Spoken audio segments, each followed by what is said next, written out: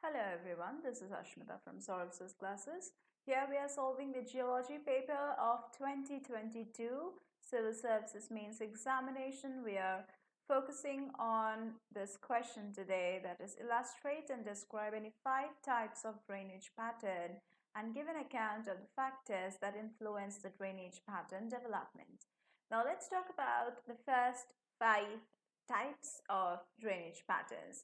Number 1, it's the dendritic drainage pattern, and dendritic means it is characterized by a branching, just like tree branches, like that. Tree-like network of rivers and tributaries. That's the type of drainage pattern I'm talking about, dendritic. Okay, and this dendritic form of drainage pattern, it forms in regions with uniform rock structure and slope. Then second would be trellis drainage pattern. Now this trellis drainage pattern, it exhibits parallel main rivers with short tributaries joining them at right angles. It often occurs in areas with folded or tilted rock layers. Okay. Third would be radial drainage pattern. Now radial drainage pattern, it features rivers flowing outwards. Okay. Yeah, so I was talking about the radial drainage pattern.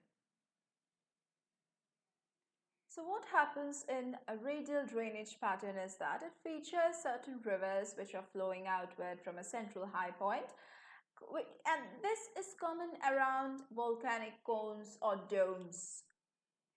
Next would be rectangular drainage pattern. That's number 4, rectangular drainage pattern, and this consists of certain straight main rivers and tributaries forming right angle bends.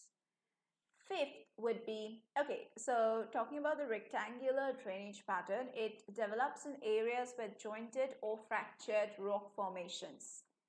Next would be, that is number 5, would be parallel drainage pattern. In parallel drainage pattern, main rivers and their tributaries flow parallel to each other, and it often occurs in areas with steep slopes and homogeneous rock structure. Now there are certain factors influencing the drainage pattern development, and number 1 is geology. Rock type and structure influence the resistance to erosion, determining the pattern. And homogeneous rocks may lead to dendritic patterns, while folded or faulted rocks can result in trellis or rectangular patterns. Next is the tectonic activity. Like the tectonic forces, they can create uplifted areas influencing the direction of the river flow and contributing to radial or parallel drainage patterns. Next is climate. Rainfall and temperature affect the rate of erosion and sediment transport, influencing the formation of drainage patterns. High rainfall can lead to more dendritic patterns, while arid regions may have more rectangular patterns.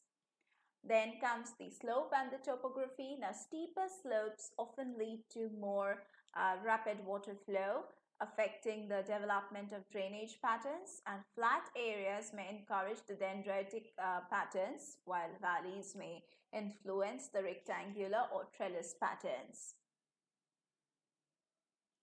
Now, human activities also influence this, like urbanization, deforestation, and construction can alter the natural drainage patterns. Then man-made structures like dams or roads may redirect the water flow, impacting the original drainage network. So, understanding these factors might help the geographers and the geologists analyze the landscape and predict how drainage patterns might evolve under different circumstances or conditions. So yeah, that's it for today's video. Let's meet again in the next videos.